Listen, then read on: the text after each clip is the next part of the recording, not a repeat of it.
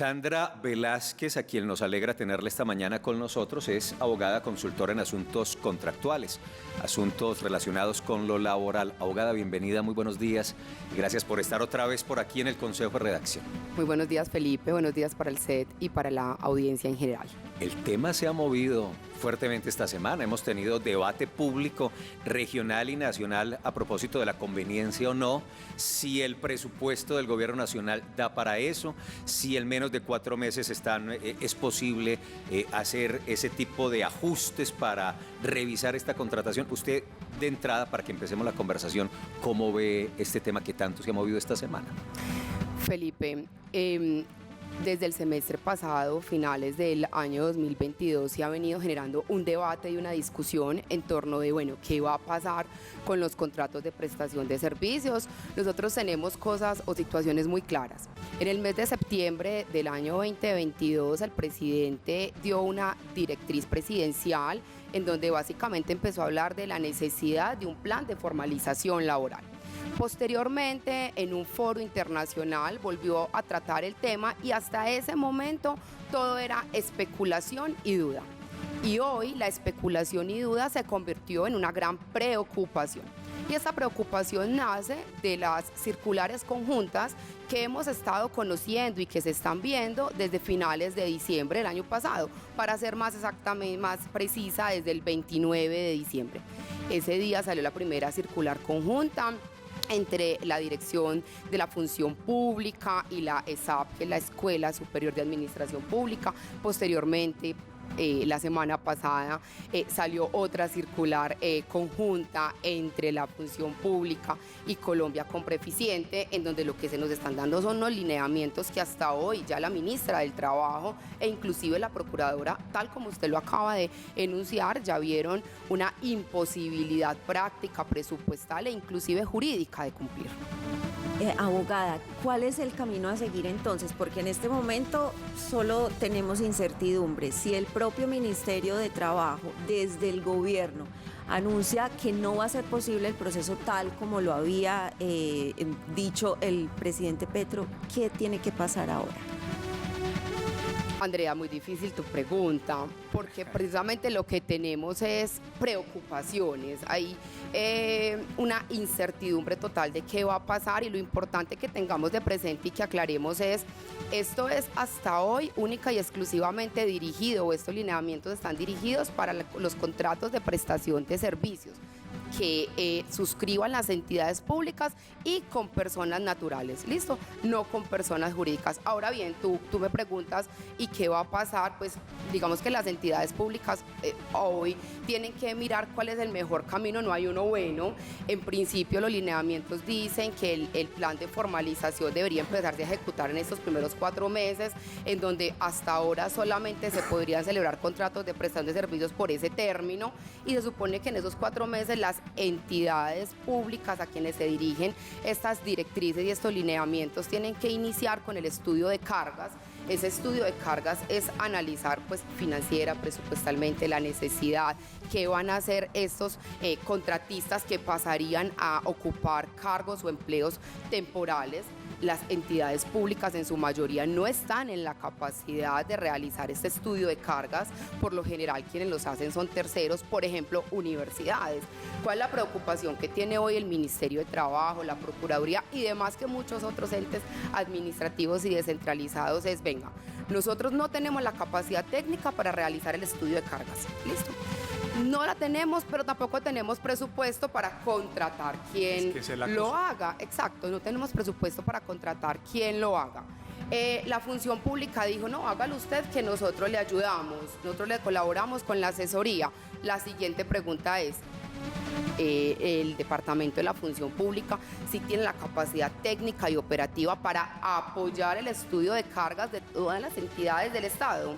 Entonces mira que solo tenemos incertidumbre, preocupación, ¿qué es lo que va a pasar?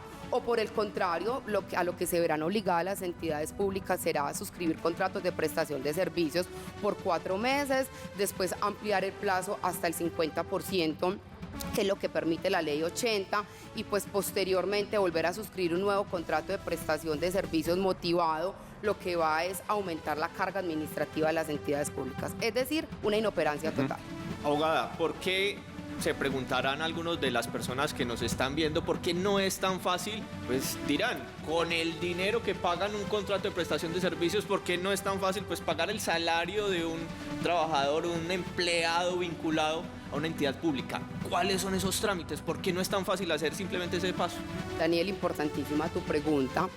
Mira, actualmente la vinculación de los contratistas es, pues la redundancia, es un contrato de prestación de servicios en donde el contratista es quien asume la carga prestacional. Entonces, cuando hablo de esa carga prestacional, hago referencia a las cesantías, interés de las cesantías, vacaciones, prima, es decir, es una suma global, pues porque no hay una vinculación de tipo laboral.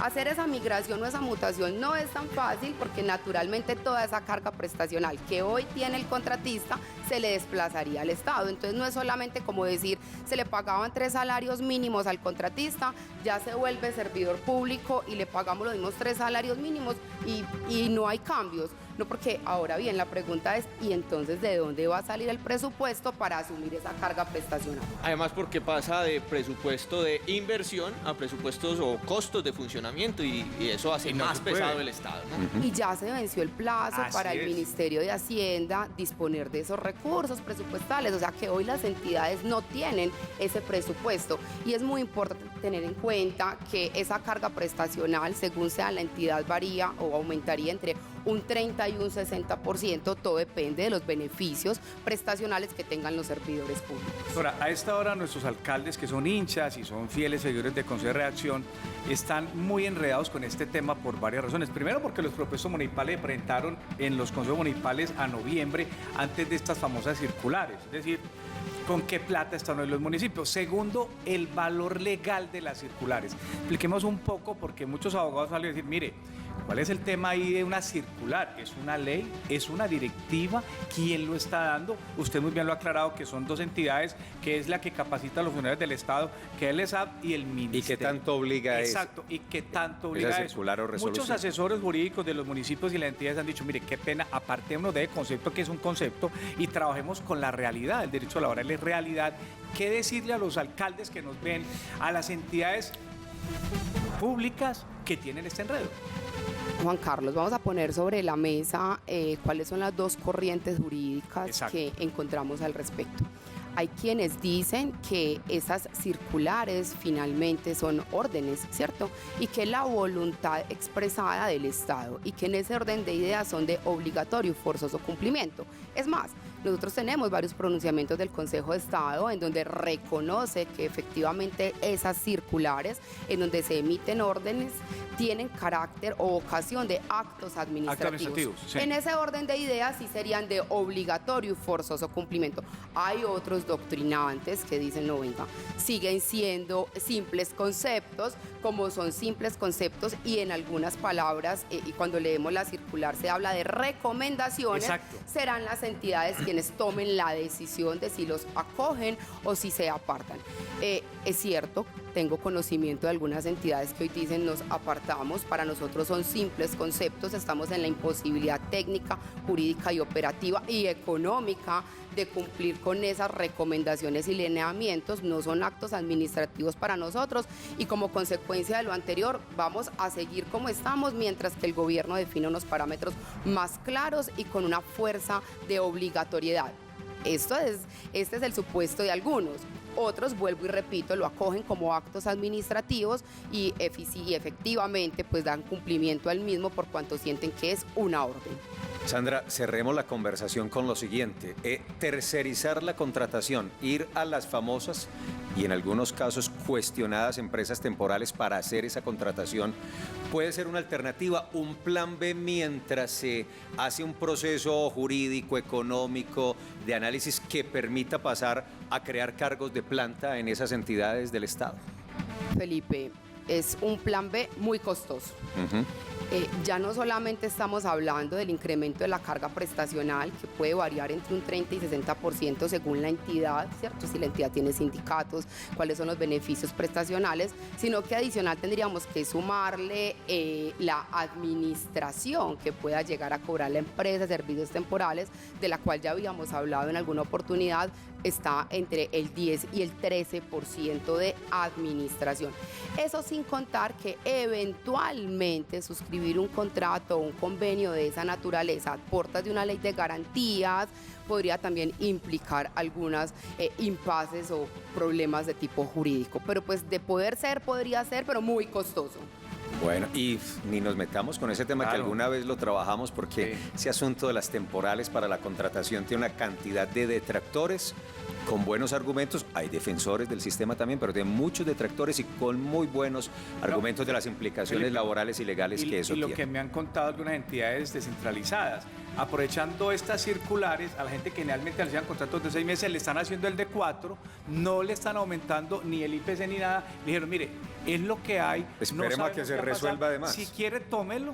Si quiere, tome la gente que está esperando en este momento, personas de la alcaldía y el Miles, departamento, miles. miles, esperando. Y le dijeron, mire, le ofrecemos un contrato de 4 meses. No hay incremento IPC porque no tenemos presupuesto y no sabemos qué va a pasar. La gente tiene que asumir lo que hay. Y eso termina generando Exactamente. el efecto contrario, porque lo que se quería era justamente Es dar correcto. un beneficio a los trabajadores, supuestamente formalizarlos para que no tuvieran esa incertidumbre laboral, y resulta que lo que pasa es que a muchos les tienen es que cancelar el contrato. Qué rollo, qué problemón tan grande este asunto al que informativamente no se le puede retirar ni el zoom ni la lupa, porque hay que estar muy atentos esto para dónde va, y ahí contaremos con Sandra Velázquez, abogada consultora en asuntos contractuales.